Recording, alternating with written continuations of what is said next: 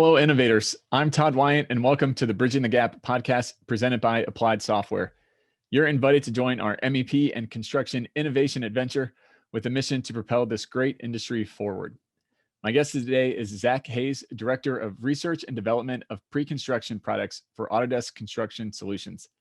Zac leads product design and development for Autodesk Construction bidding, risk, and intelligence products. He came to Autodesk through the 2019 acquisition of BuildingConnected, where he spent 4 years as VP of Product. Welcome to the show, Zac. Thanks. I'm excited to be here. Awesome. Well, I always love to get started with how you got into the construction industry. Yeah, actually, I have a long history in tech in general, and I had very little connection to construction growing up, but I happened to run into a guy that I grew up with in the same neighborhood, which some of you might know, Dustin Devan, the founder of BuildingConnected. I ran into him in San Francisco about 7 years ago, and I said, "Hey, Dustin, what are you doing in downtown San Francisco?" And he said, "Oh, I have this little startup around the corner. We're focusing on construction stuff." And I said, "Oh, I don't know anything about construction, but if you ever need any help, I'm in the tech industry. I'm happy to see what's going on." So I ended up joining them just kind of on a very, very part-time basis as an advisor. And I remember one specific day that a support case had come in, and a woman was just kind of giving unsolicited praise through a support ticket. And I was thinking to myself, like, what is she asking for? Is this common that they're like, "Oh yeah, she's just saying thanks for some feature that we pushed out." And it really kind of struck me at, compared to what I was doing in other tech verticals, that construction really, there's so many real people that we're serving and so many real stories and real impact that we can have. And construction's just been so underserved from a technology standpoint for so long. So I kind of fell in love with it as an advisor, ended up joining full time, and I was the vice president of product for several years there until we got acquired by Autodesk 2 years ago. And now I'm part of the leadership team at Autodesk Construction Solutions. And I absolutely love construction. I've learned so much over the last 7 years, and I'll continue to learn, I'm sure. That's awesome. So the support praise was what gripped you into construction. Yeah, I was in advertising tech right before that, and it's trying to get people to click on more ads is not the most fulfilling way to spend your day. So I enjoy this much, much more. That's awesome. So Autodesk recently announced the worldwide availability of Autodesk Takeoff. Can you share a little bit with the audience what the product really is? Yeah, so Autodesk Takeoff is the culmination of some of these great acquisitions that we've been doing over the last couple of years. It really takes a lot of existing BIM 360 technology, Assemble, which was one of the first acquisitions we did in construction in the Autodesk Construction Solutions group, and the great sheet processing and sheet management of PlanGrid. Bring those all together into an awesome 2D and 3D takeoff experience, all in our new unified platform of the Autodesk Construction Cloud. So we're really excited about it. Customers are loving it so far. It's been a great experience. That's awesome. So you mentioned the unified platform. Can you speak a little bit to that and how that's different than what has been traditionally out there with BIM 360? So what users will actually see when they engage with it is it's a fresh, clean user experience that is consistent across all of the tools, which is great to begin with. But really the crux of it is one platform, all underpinned by this common data environment, which is Autodesk Docs. Mm-hmm. So you can imagine if you're working in Revit and all of your designs and models, is everything stored in this common data environment. So this same exact data is you can use for your takeoffs, and you can use it out in the field, you can use it for operations. Everything is tied together by the common data environment. So you don't have the silos that other apps historically have had. And then of course, all of that is built on top of Forge, which is Autodesk Cloud platform that any developer or partner or customer can tap into to really get at that data, augment that data, add to it, and build new use cases that Autodesk doesn't yet provide. So we're really excited about the new platform, and I know you've talked about it on this podcast before. It's the future for all of us. Oh, for sure. Yeah, I think that single source of truth is huge and needed in construction. What do you see as one of the biggest benefits of having that single source of truth for those involved in the project? I think from a pre-construction lens, it's extremely valuable. Pre-construction has always been and still is a series of point solutions. So you can imagine you might have one tool where you use all your document management, and then you have a separate tool to do your takeoff, and then of course a separate tool to do the bidding process and get numbers back from subs, and then a separate tool to do your actual estimate. And then all that needs to roll back into some cost management ERP eventually to kick off the project.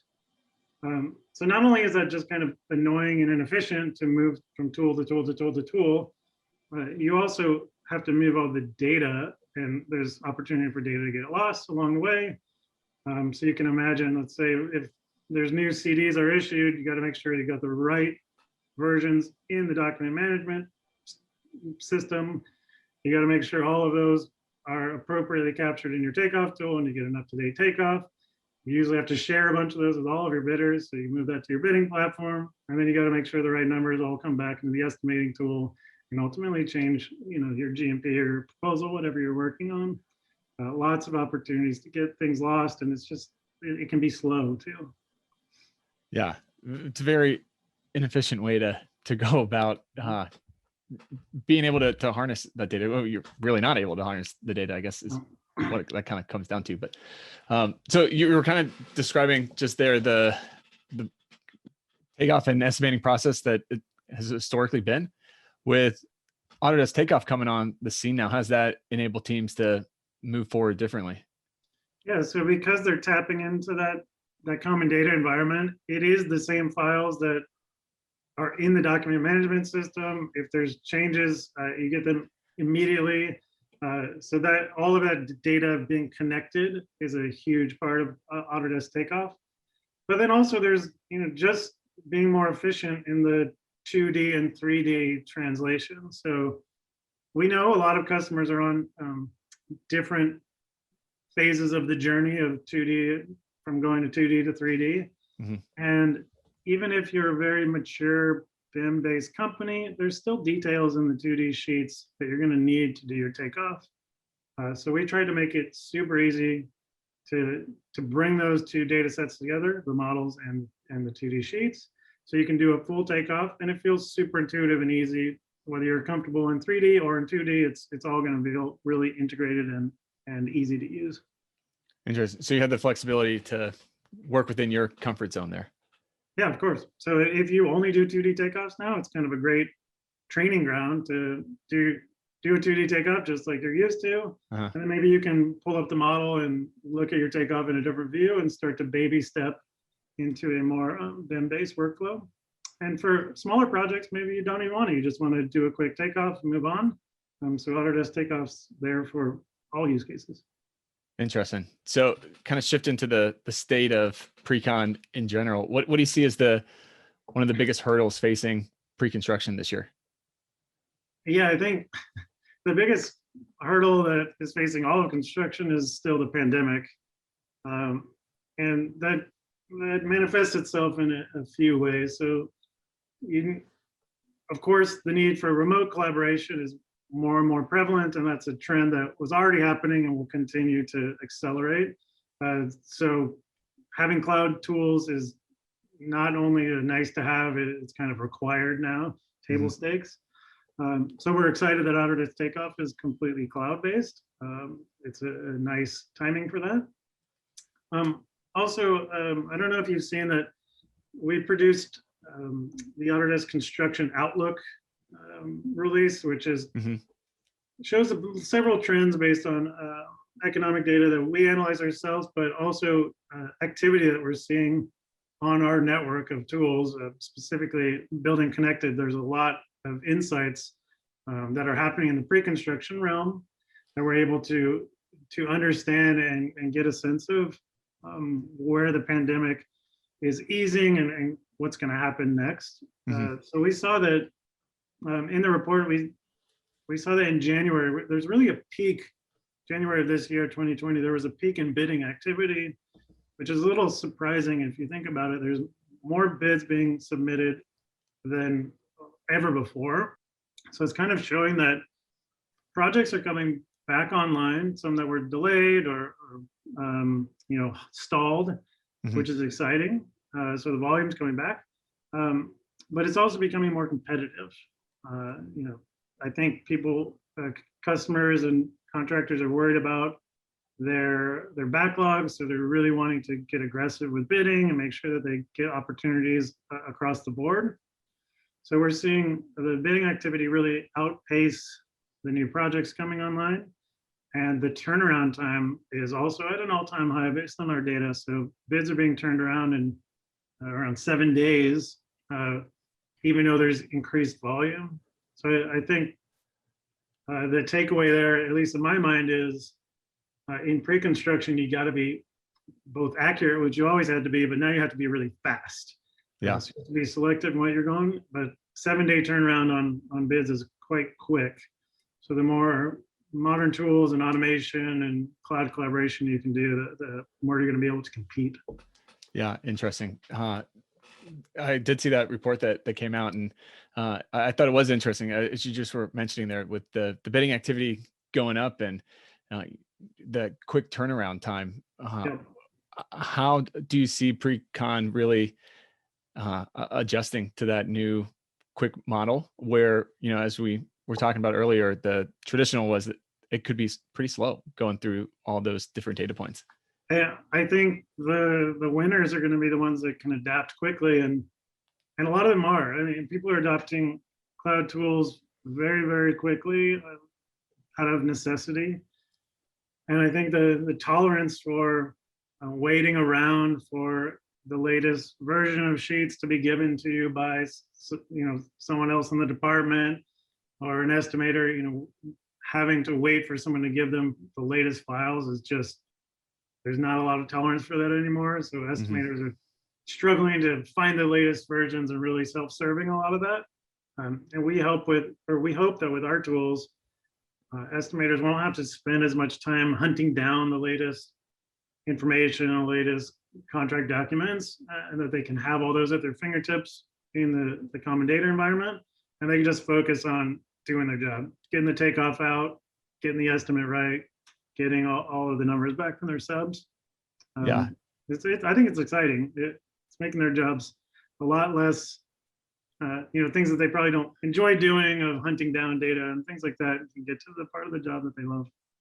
Yeah, well, we talk about that a lot here on Bridging the Gap. That's really the promise of technology, is it allows for those more mundane tasks to be automated, that frees you up to do what you got into your job to begin with, and tap into that creativity and those more strategic aspects of it. And that's the exciting thing for me, not coming from construction myself, but being able to serve this industry. You guys do so many cool things on a daily basis that it's great to be able to help you focus on the part that is your expertise, and all the exciting buildings that you can go add to our environment, and some of the more annoying counting and hunting down files and stuff, hopefully we can take care of for you. That's awesome. So what kind of role in the process do you think pre-construction will play to help in mitigating risk and, just kind of managing that critical data? Yeah, as there's more, I think there's a lot of uncertainty in the industry right now.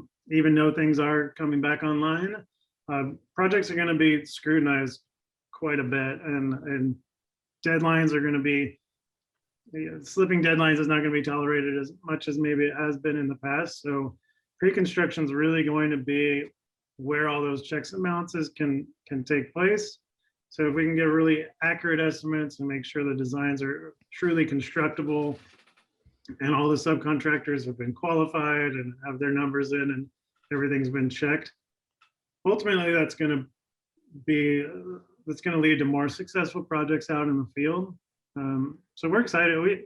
Pre-construction's always been super important, but I think there's a little bit more spotlight on it because of the pandemic and some of the uncertainty, which I think is a good thing. It can let all these people shine, and they're great at their jobs, and we're giving them tools to get even better.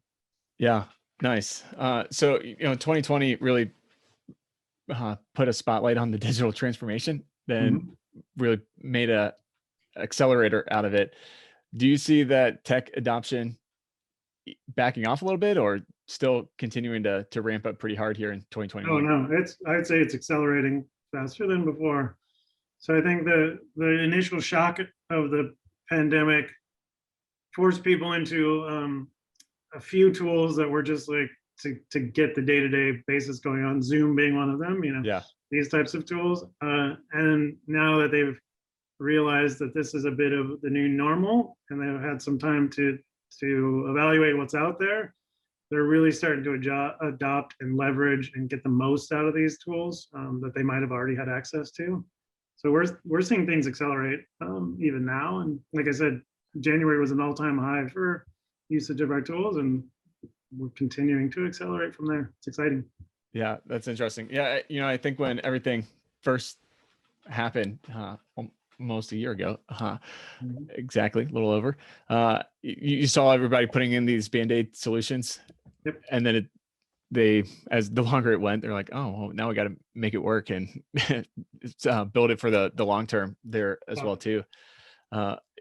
That's interesting. Yeah, I think 2021 is primed for another big technology year, because people saw that the waters are warm. You don't have to be scared of adopting tech, and you can balance technology with the field and really create those efficiencies.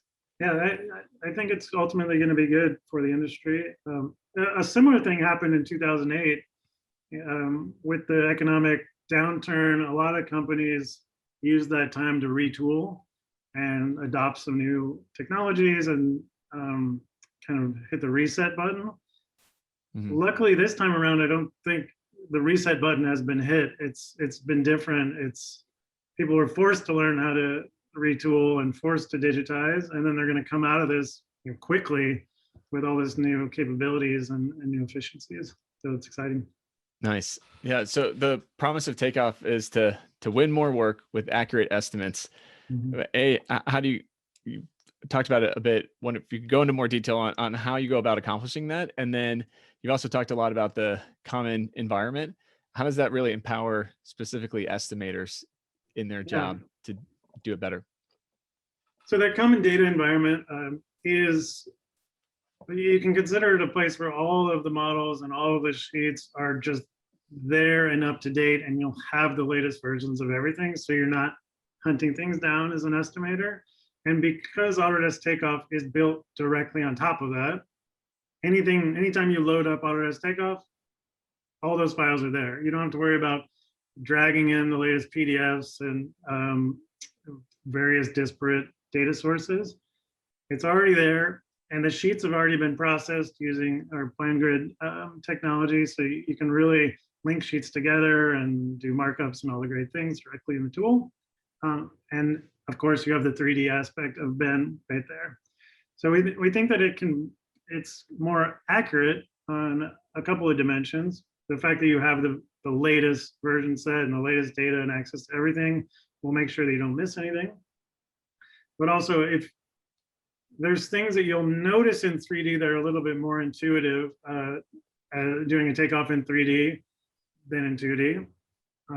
It's a little bit easier to assess certain types of quantities, but then there's also specific data that only exists in the 2D sheets. So doing one or the other usually isn't an option. Having them integrated together so you can flip back and forth in the same part of the model, go back to the sheets and make sure you caught all the data, means that you can be accurate and get the benefits of both.